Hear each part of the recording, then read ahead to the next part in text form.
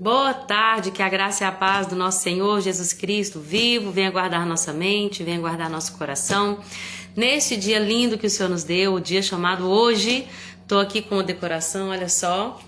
A gente vai decorar a igreja, meu marido preparou essa cruz, ela tá secando, eu falei, vou aproveitar.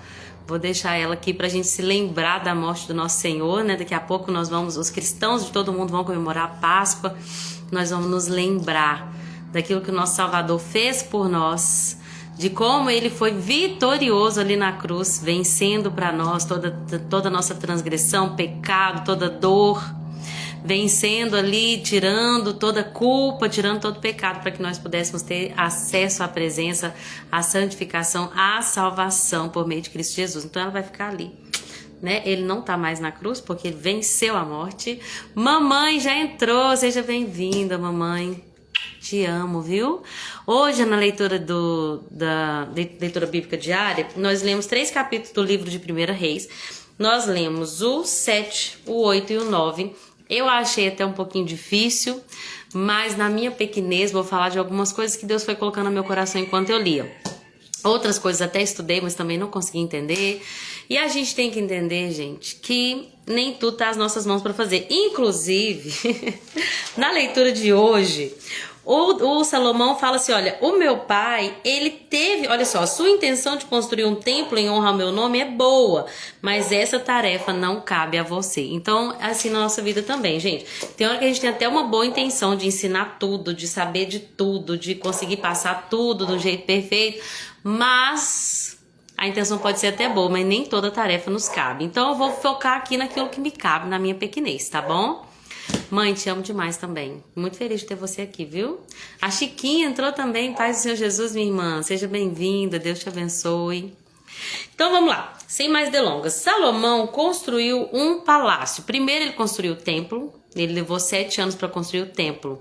Depois, ele construiu um palácio. Então, nesse tempo, né, de construção, palácio, templo e palácio, foram 20 anos de construção. E aí nós vamos ver alguns detalhes, são muitos detalhes, gente. A Bíblia, tudo que está escrito na Bíblia é para nosso ensino, então a gente nunca pode achar acho que Deus exagerou de deixar tanto detalhe assim, tá muito específico. A gente vai ver que tudo que Deus deixou aqui, ele tem um propósito. Se Deus deixou a especificidade da construção do templo, é porque era importante. A gente vai entender, gente, que a construção do templo, ela simboliza muita coisa. Então, o lugar de adoração, ele não era construído de qualquer jeito, ele não era um lugar que, me deu na telha, eu vou fazer com essa dimensão, vai ser desse jeito, vamos fazer desse jeito. Não, tudo era muito específico para simbolizar a preciosidade da adoração. A necessidade de uma adoração que é santa, de uma adoração que não é de qualquer jeito, de uma adoração que é construída com base em obediência à vontade de Deus. Então é tudo muito sério quando se diz respeito ao templo, por isso que a Bíblia, na Bíblia, quando a gente vai aprender como interpretá-la, a gente vai ver que as coisas que Deus dá mais ênfase, as coisas que repetem mais, a gente vai ver, por exemplo, que tem coisa que anos que se passaram que vão estar resumidas em um versículo. E às vezes, numa experiência, Deus repete o que aconteceu e repete, a pessoa vai falar e repete, e a outra pessoa vem e repete, a gente fala, por que tá repetindo tudo? Porque Deus, ele sabe o que faz. Se Deus está colocando a ênfase, se a gente está vendo que alguma coisa repete muito ou que é muito específica, é porque Deus gostaria que nós pudéssemos, que isso chamasse a nossa atenção de alguma forma. Por que eu estou falando isso? Porque sempre quando tem a ver com o tabernáculo, com o templo, com construções que tem a ver com adoração, é tudo muito específico. Mostra qual foi o diâmetro, mostra qual foi a altura, mostra qual foi o detalhe, quantos detalhes, qual o material, e tudo isso para nos mostrar que a adoração, ela não deve ser feita de qualquer jeito. E o templo era o centro da adoração, que estava migrando ali agora, né? Da cidade ali de Davi, migrando agora para o meio ali do templo, ali no Santo dos Santos, né? Primeiro a adoração era feita em Siló, ali na época de Eli. Depois a arca se perdeu, ela fica na casa de Abinadab. Abinadab, amor? Eu confundo os nomes. A arca fica na casa de Abinadab, não é? E depois ela vai para a casa de Obed-edom. Davi leva ela para Jerusalém, mas ela fica ali no tabernáculo de Davi. E agora a arca, o centro da adoração, vai estar ali em Jerusalém, dentro do templo, no Santo dos Santos. Isso é muito importante, depois nós vamos entender por quê, tá bom? Deixa eu cumprimentar quem entrou aqui, gente, a Gra, seja bem-vinda, Grazi, Deus abençoe, saudade de você, viu? E a Sossô também, seja bem-vinda, Sossô. Vamos lá, gente, então, o Salomão construiu um palácio, 13 anos, e aí ele contratou um homem lá de Tiro, que era o mesmo nome do rei, né, que é Irão. Esse homem não é o rei, tá, gente? É um homem que ele era meio israelita, né? Ele era parte israelita, a mãe dele era de Naftali e o pai era de Tiro. Esse homem, ele era extremamente hábil e talentoso para trabalhar com bronze. E eu me lembrei de Bezalel e Aholiabe, que eram aqueles artesãos diferenciados, homens de Deus, que tinham uma habilidade para trabalhar ali no tabernáculo, vocês lembram? Agora a gente está vendo de outro homem habilidoso, que era esse Irão. Irão, ele sabia lidar com o bronze de uma forma que Salomão contratou para poder fazer tudo ali que era de bronze polido para o templo. E aí a gente vai ver algumas coisas que ele fez. Eu vou falar de algumas delas apenas, porque assim, é muito detalhado, vai além da minha capacidade, tá? E também do meu propósito aqui com essas lives. Então a gente vai ver, uma coisa que eu achei interessante é que ele cria 2 colunas para o templo. Inclusive essas colunas tinham até nome, elas se chamavam Boaz e Jaquim. Boaz significa força e Jaquim significa estabilidade. Então essas 2 colunas de bronze feitas ali por Irão, elas simbolizam a força e a estabilidade do templo do Senhor. Eram colunas extremamente altas, né? E também grossas, e elas também eram decoradas, tinham todo um entalhe ali, tinham toda uma decoração. Tudo isso tem simbologia, tudo isso tem significado, e tudo isso para que nós venhamos cavar. Se você pode, cave, procure. O que significa? O que quer dizer? Vá e se aprofunde, porque Deus vai te responder. Sempre que a gente ora, gente, Deus responde. Não é no nosso tempo, mas ele responde. Nós vimos como Salomão vai orar aqui no capítulo 8 e Deus vai responder no capítulo 9. Deus vai responder lá no secreto, que é uma coisa que eu vou falar daqui a pouco. Mas quando a gente ora, Deus responde. Às vezes é na hora. Você fala assim, Espírito Santo, eu não entendi isso, só pode me explicar? Parece que vem um download do céu assim e Deus abre a sua mente. Uma coisa linda. Às vezes, Deus quer que você fique ali de novo. Ora de novo, olha para aquele versículo, fica olhando para ele, fala, o que o Senhor quer falar comigo? Porque uma das experiências que a gente tem quando a gente é cheio do Espírito Santo é quando a gente está lendo a Bíblia e parece que a palavra salta.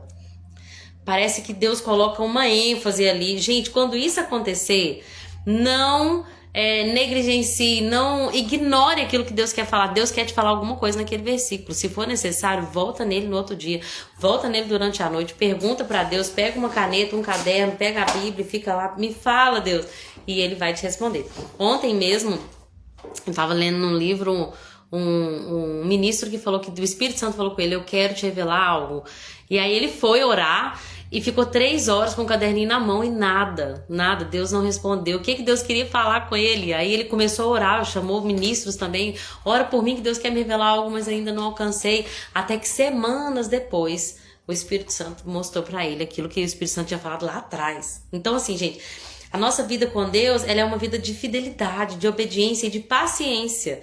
Nós precisamos cavar e também e não desanimar, entender que na hora certa Deus vai nos revelar tudo aquilo que a gente não entende.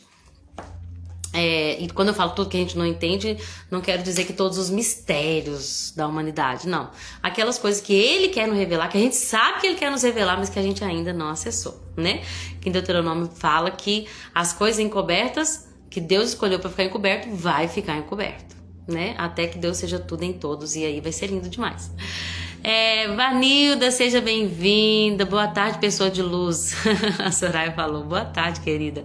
Boa tarde, Vanilda, paz do Senhor Jesus. Marquiane entrou, boa tarde, minhas guerreiras, mulheres de Deus, amantes da palavra de Deus, que nós possamos ser essas que buscam, que não desanimam, amém? Gente, para as coisas de Deus, para tudo na vida a gente tem que ter disciplina, mas acima de tudo para as coisas de Deus. Ler a Bíblia, orar, buscá-lo, jejuar, tudo isso faz parte da nossa vida para que nós venhamos estar no centro da vontade de Deus, amém? E aí outra coisa que ele fez, além das 2 colunas, é o mar, né? Foi chamado de mar. Era um grande tanque redondo. Era um tanque de bronze tão grande que cabia mais de 40 mil litros de água. E ele era sustentado por 12 bois. Esses 12 bois eram um conjunto ali de 3 bois voltados para cada canto da terra. Eu pesquisei um pouquinho sobre esse mar, né? Chamado de mar. E vai simbolizar, né, a purificação dos pecados, o mar da vida, a purificação dos pecados. Porque lá na lei, quando Deus deu a lei para Moisés, ele falou que os sacerdotes precisavam se lavar antes de oferecer os sacrifícios. Então, a água, ela vem para nos purificar. E lá no templo tinha uma bacia de bronze tão grande, uma piscina de bronze tão grande, que cabia mais de 42 mil litros de água. Era aonde os sacerdotes iam para se lavar. Se você tiver oportunidade, pesquisa aí para você ver. É linda as imagens, assim, claro que são figuras, né, que vão falar a maneira como o artista viu, mas é bem interessante você colocar aí para você ver. E aí mostra esses 12 bois. E eu pesquisei um pouquinho sobre esses bois, achei bem interessante que fala que o boi, ele era aquele que arava a terra e que também transportava. E esses bois voltados para os 4 cantos da terra e a água simbolizando a purificação, vai nos remeter a quê? A nós, os ministros, que vão levar a palavra de Deus aos 4 cantos da terra, porque a palavra de Deus, ela nos limpa, né? A água que vem ali do Espírito, pela palavra que vai nos purificar, e nós somos esses bois que estão carregando ali aos 4 cantos da terra a palavra da verdade, que vai libertar pessoas, que vai lavar as pessoas e que vai alcançar os 4 cantos da terra até que vem então o fim e o reino, né, que nós temos tanto falado aqui, o reino do Messias. Então isso é bem interessante também, esses 12 bois. 3 e gente, tem muita simbologia, muito específico, né? Nós vimos que Deus escolheu 12 tribos. Quando Jesus vem, ele escolhe 12 discípulos, e agora tem 12 bois, conjuntos de 3, 4 conjuntos de 3 espalhados para os 4 cantos da terra, e é tudo muito lindo. Deus deixou, gente, muita coisa pra gente aprender, pra gente buscar. A gente só não pode se acostumar com a superficialidade, a gente só não pode não querer aprofundar, porque tem tanto para Deus nos ensinar. Deixa eu falar para quem chegou depois, né, que tem essa cruz aqui linda, que meu marido tá trabalhando nela. A gente vai fazer uma decoração lá na igreja, né?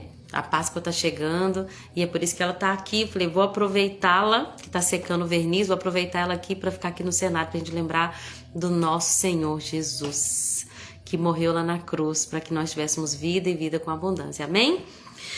E aí, gente, nós vamos ver também que ele vai fazer, o Irão vai fazer também bacias para poder carregar água. Essas bacias, elas ficavam em suportes que tinham rodas. Novamente, tudo muito específico. E aí a gente vai continuar vendo os outros acessórios. Baldes das cinzas, as pás, as tigelas, isso tudo de bronze. Era tanto bronze na época de Salomão, gente, que o bronze ele até perdeu o valor. Não no sentido assim, de que não tinha mais valor. Mas quanto menos raro um metal, mais barato ele fica. Tinha tanto bronze na época de Salomão, isso até tem outro texto que vai falar sobre isso, mas tinha tanto bronze, fala que não deu nem para pesar, não dava nem para saber a quantidade de bronze que Salomão usou para fazer o templo. Por quê? Não dá para ser medida, era muito.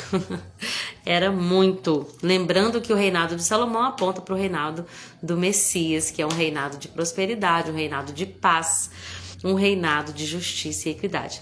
Minha mãe falou, ontem pesquisei sobre o cedro do Líbano, achei lindo, que árvore linda, que madeira forte. É forte, né? O cedro do Líbano tem uma raiz, gente, inacreditável, que nós sejamos como o cedro, né? Mesmo quando a chuva não vier, a gente tá lá, ó, firmado. Aproveitando para até falar como essas colunas, né? Força e estabilidade. E quem é a nossa força? Quem é a nossa estabilidade? Senão o Senhor. Ele é a nossa fortaleza. A Bíblia diz que Jesus é a âncora da nossa alma. Então, se nós hoje somos o templo, essas colunas vão simbolizar o Espírito Santo em nós, que nos ajuda a permanecer. né? Nos dias maus, nos dias de dificuldade, o vento vem para cá, nós temos que ter esse fundamento. E Jesus Cristo é o fundamento, a sua palavra é o fundamento. O Espírito do Senhor que nos dá estabilidade. Amém? Uma coisa que eu queria comentar com vocês é que aí tem outros objetos agora de ouro, né? O altar de ouro, a mesa de ouro para os pães da presença, os candelabros de ouro maciço, as flores, as lâmpadas, as tenazes, tudo feito de ouro, gente.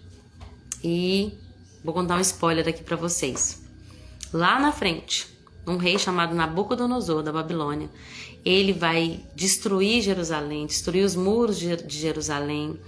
E ele vai também destruir esse templo tão lindo. E ele vai saquear os objetos do templo. Ele vai levar tudo isso aqui que foi consagrado para Deus, que foi feito com tanto carinho, que foi dedicado ao Senhor, vai ser levado para a Babilônia. Né? E a gente vai ver ali quando o rei Belsazar, ele estava ali num banquete, ele pegou os utensílios do templo do Senhor para ter aquele banquete, até que uma mão na parede vai escrever. Nós temos muita coisa para aprender ainda nas lives, né? Mas o que a gente vai entender é que tudo foi muito lindo, mas não era eterno. O templo, ele só aponta para aquilo que é eterno. Porque, infelizmente, as pessoas pecaram, as pessoas não honraram aquele lugar, as pessoas não honraram o Senhor daquele lugar. Por muito tempo, os israelitas, eles agiam como um ritual. Nós vamos ver os profetas, sobretudo os profetas menores, falando, olha, vocês vêm, vocês fazem seus rituais, vocês vêm no templo, mata, faz isso, faz aquilo, beleza, vamos embora, vamos pecar de novo. Eles, por muito tempo, usaram aquele templo apenas como um ritual. E perderam a simbologia da adoração, a simbologia daquilo para o que o templo apontava, para o verdadeiro templo, né? Que é o nosso Senhor Jesus e depois ele morando dentro de nós. Então, todo esse ouro foi perdido, todo esse bronze foi perdido, tudo isso passou, porque não estava mais no coração. A gente vai ver até que o filho de Salomão, daqui a pouco a gente vai ler sobre isso, Roboão, quando ele foi saqueado ali, ele pega escudos, manda fazer escudos de bronze. Porque no fundo parecia que quem tá vendo de longe até confunde, parece os escudos do pai, que eram escudos de ouro, mas ele pegou escudos de bronze, era só uma aparência. Muitas das vezes a gente perde a simbologia, a gente perde o verdadeiro significado. E aí, gente, não vale nada, né? Que o Deus olha o coração. Mas isso lá na frente a gente vai falar mais, né? E aí a gente vai ver que Salomão manda transportar a arca, que estava lá na tenda de Davi, no tabernáculo de Davi. E aí eles vão fazer uma grande festa. A arca vai ser transportada pelos sacerdotes, que era o jeito certo, né? Lembra? E ela foi colocada ali no Santo dos Santos. Eu acho até muito lindo, né? Que o templo, ele vai revelar a simbologia também de nós. Tinha o átrio, que era a parte exterior, tinha o lugar santíssimo e o Santo dos Santos. Amanhã, se o Senhor Jesus me permitir, eu vou falar um pouquinho sobre isso, tá bom? Mas vamos continuar para não ficar muito grande aqui. E aí, eles vão oferecer sacrifícios. Quando a arca de Deus ela foi transportada do tabernáculo de Davi para o templo de Salomão, muitos sacrifícios foram oferecidos a ponto de que eles não puderam ser contados. Vocês lembram lá atrás, quando Salomão ofereceu 1000 holocaustos ao Senhor? Quando ele chega em casa, ele tem um sonho, Deus revela para ele, Deus responde para ele. A mesma coisa vai acontecer aqui. Quando o templo foi consagrado, foi sacrificado para Deus ali. E aí, quando Salomão faz aquela oração, quando ele chega em casa, Deus vai responder a oração dele. Deus sempre fala comigo, gente, porque Deus não enviou um profeta, Deus não falou com voz audível ali, enquanto o sacrifício estava sendo oferecido no meio de todo o povo. Mas Deus falava com Salomão quando ele estava em casa. Deus falava quando ele estava no secreto, no íntimo. O Senhor fala muito isso comigo. O sacrifício foi feito e a adoração foi feita na frente de todo mundo. Mas a intimidade era feita no secreto. E era no secreto que o Senhor respondia para Salomão. Então, às vezes, a gente espera que Deus vai usar pessoas, que Deus vai nos honrar na frente de todo mundo, e o Senhor honra. Mas a voz do Senhor, ela vai ser ouvida quando nós entrarmos dentro do nosso quarto, fecharmos a nossa porta e falarmos com o nosso Pai que nos vê em secreto. Ele nos recompensará publicamente, mas é ali na intimidade. A Cecília tá lendo 2 Reis e ela tava lendo quando Elias entra ali na caverna. Eu tava conversando com ela sobre isso, porque veio um vento forte, mas Deus não tava naquele vento. E aí veio, se eu não me engano, é um terremoto, mas Deus não tava ali no terremoto. E aí veio uma brisa leve e suave, e ali estava a voz do Senhor. Né? Salomão no meio daquela multidão e a glória do Senhor veio e meu Deus, e foi forte o mistério, mas a voz da brisa, ela é feita no secreto quando a gente está a sós com o nosso Pai. Nunca venhamos negligenciar o nosso tempo com o nosso Pai, amém? A gente vai ver, gente, que uma coisa maravilhosa aconteceu, como eu disse, né? Eles estavam ali, tinha tanto sacrifício que nem deu para fazer no altar do sacrifício, que era o lugar certo ali, preparado para fazer os sacrifícios, né? A Bíblia diz que Salomão, ele consagrou, né, o átrio ali, uma parte do átrio, o centro do átrio, para que muitos sacrifícios foram feitos, porque senão não cabia. E nesse momento, gente, quando os objetos, os utensílios do templo foram consagrados a Deus, a Bíblia diz que a presença gloriosa do Senhor encheu o templo, a ponto de que os sacerdotes não conseguiram mais ficar em pé. Meu Deus, meu Deus. Você já pensou esse culto? O pastor tá lá pregando, os ministros de louvor, os presbíteros, os diáconos, os obreiros.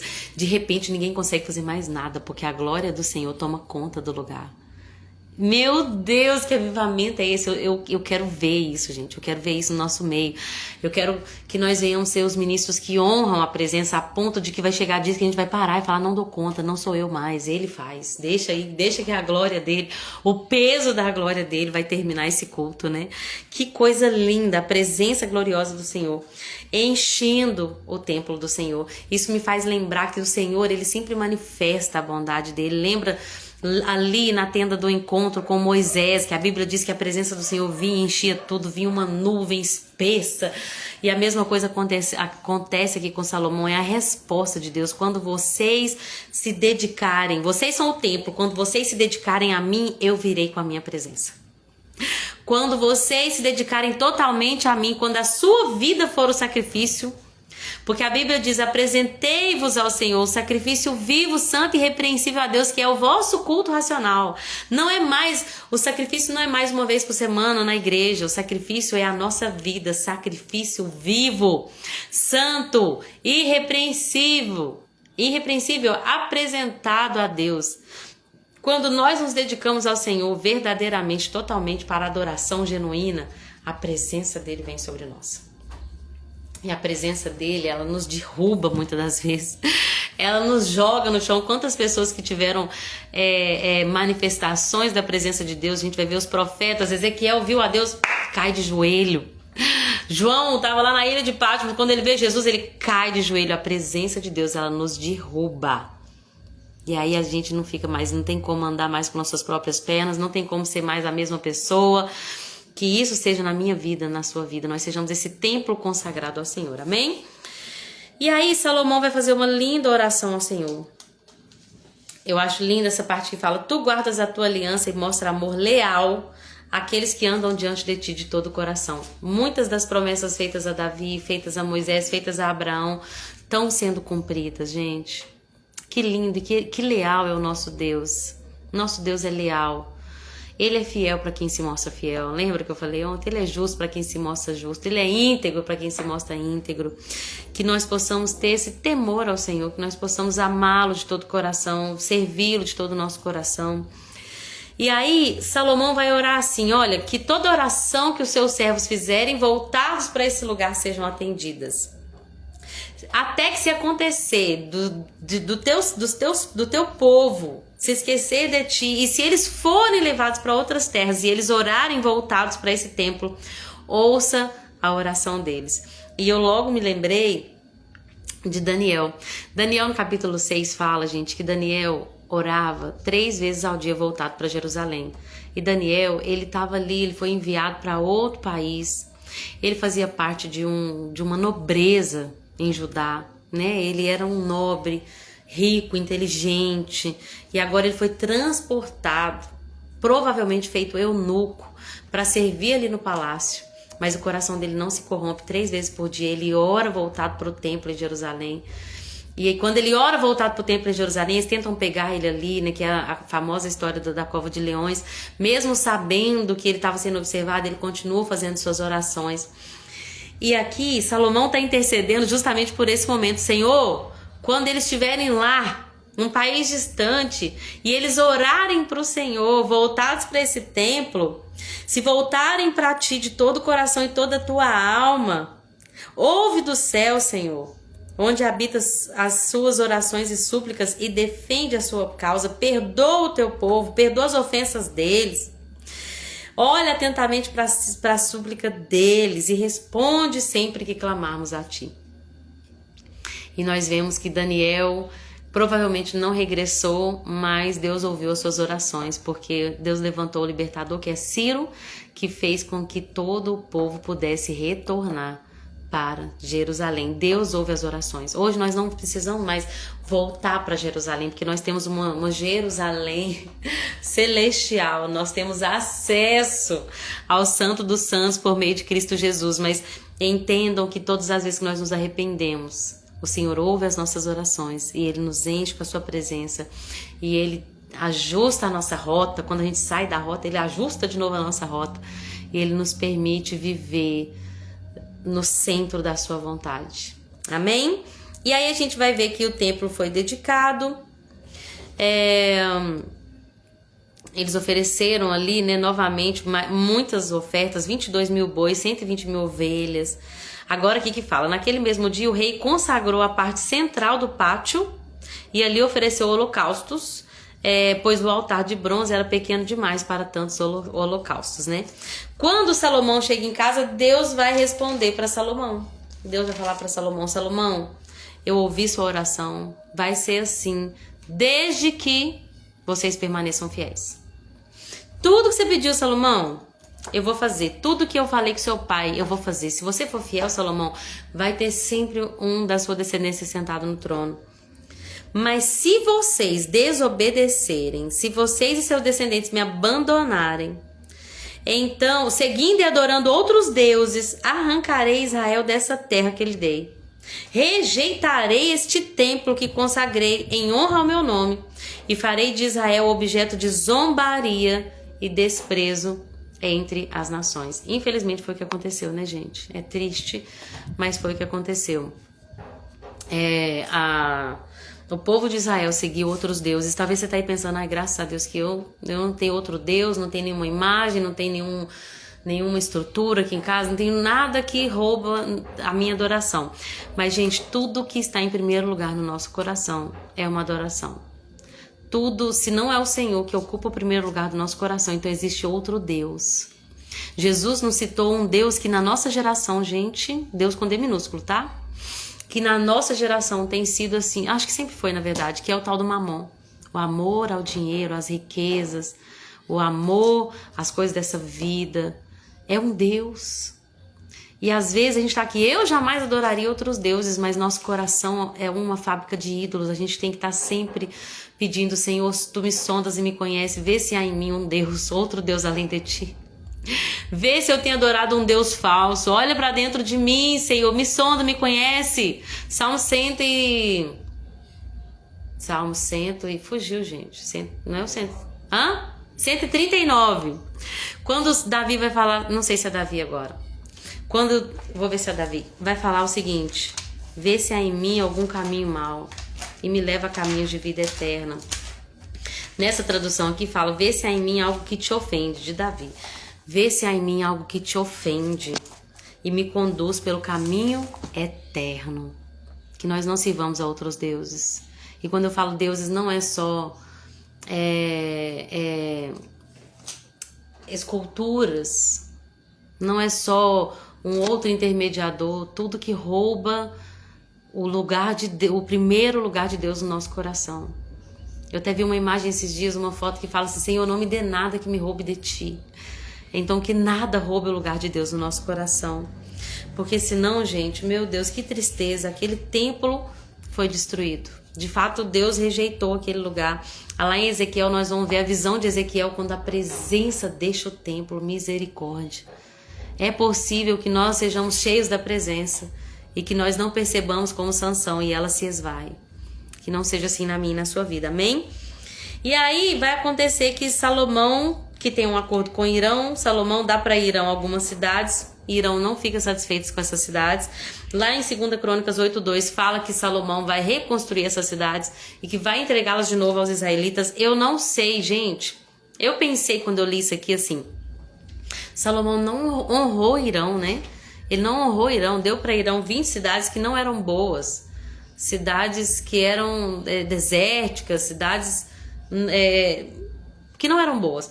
E aí, mas quando eu fui pesquisar, tem muita coisa envolvida, até é difícil de falar. Fala-se que, por exemplo, essa aliança que Salomão tinha com Irão, o fato de Salomão entregar cidades que faziam parte do povo de Deus para um rei gentio, era errado. Então esse rei não aceitar, enfim, toda essa aliança, e aí lembra que a gente fala tanto de aliança, né? Desde o início do ano tem falado tanto sobre aliança aqui. O rei Irão ajudou Davi, ajudou Salomão, ajudou ali na construção do templo, mas aqui a gente está vendo um embate, né? Que é complicado falar sobre isso, não quero desprezar o Irão, mas que a gente tem que entender que sociedade com as trevas sempre vai trazer dificuldade, problemas, né? Aquele homem, ele não era do povo de Deus, então eu não sei por que Salomão, alguns lugares que eu pesquisei até fala que havia um penhor ali, porque Irão tinha dado para Salomão 4.200 quilos de ouro, mas provavelmente Salomão conseguiu pagar isso e reaver as cidades. Novamente, Lorena, isso não lhe cabe, minha filha. E aí vai falar um pouquinho sobre as realizações de Salomão, e depois fala de Salomão e Irão junto de novo, indo buscar 14.700 quilos de ouro através da navegação. Se você ficou com dúvida em alguma coisa, te convido a pesquisar. E aí atrás, essa Bíblia, gente, é viva. Tem tanto aprendizado em um capítulo que a gente poderia ficar uma vida inteira pesquisando um capítulo da Bíblia. E Deus sempre traria algo novo. Então, mas para aquilo que eu acredito que era para eu trazer hoje na minha pequenez, é aquilo que eu trouxe. E eu espero que possa ter edificado a sua vida. Edificou muito a minha, lembrando que nós somos o templo. E que nós sejamos dedicados ao Senhor. E que nós entendamos que nossa vida é uma adoração, um sacrifício vivo. Tudo que nós fazemos, tudo que nós falamos, tudo que nós comemos, tudo que nós vestimos, aonde nós vamos, o que pensamos, o que entra, o que sai da nossa boca, tudo deve ser para a glória de Deus. Quer comais, quer bebais, quer façais qualquer outra coisa, faça para a glória de Deus, porque vocês são o templo. Não sabeis vós que vós sois o templo do Espírito Santo, que o Espírito Santo habita em vós? Então, sede santos, como eu sou santo, diz o Senhor. Como que nós vamos ser santos, gente? Um trabalho de santificação do Espírito Santo. Arrependimento diário. Ontem eu até vi uma pregação que falava sobre isso. Quando Jesus falou assim, deixa eu lavar os pés de vocês. E aí Pedro fala, não, meu pé não vai lavar. E aí Jesus falou, se eu não lavar, você não tem parte comigo. Aí o Pedro fala, não, então lava tudo. Lava os braços, lava os pés, lava a cabeça. E aí Jesus fala assim, olha, mas não precisa lavar, porque vocês já estão lavados. Aí a pregadora até faz um comentário assim, é como se, por exemplo, você se lavou todo e seu cachorro fugiu, você teve que sair correndo na rua, e aí você, antes de ir pra igreja, você saiu correndo, você tava descalço, tinha acabado de sair do banho, salvou o cachorrinho. Quando você volta, o que sujou? O seu pé. Então você não precisa lavar todo, tomar banho de novo, você vai lavar só os pés. O que eu entendi quando ela tava falando aquilo? Pela palavra de Deus nós somos lavados pelo Espírito, mas todo dia a gente tem que dar uma lavada nos pés. Porque a gente está andando nessa terra. Então, o que eu quero dizer? Nós fomos lavados, nós fomos redimidos pelo sangue de Jesus. Mas existe um trabalho constante de santificação, de arrependimento diário, porque nós pecamos todo dia, de transformação diária do Espírito Santo que acontece de dentro para fora. Que nós possamos entender e nos submeter ao processo e ao propósito de Deus na nossa vida. Amém? Que Deus abençoe a sua vida, minhas amigas, minhas amadas irmãs, a Soraya que ficou até o final, a Grazi também, minha mãe, a Marca, a Vanilda e a Chiquinha. Deus abençoe vocês e até amanhã, se assim Jesus permitir, que nós possamos prosseguir firme na fé até que Ele venha. Maranata. Amém? Com Deus, gente!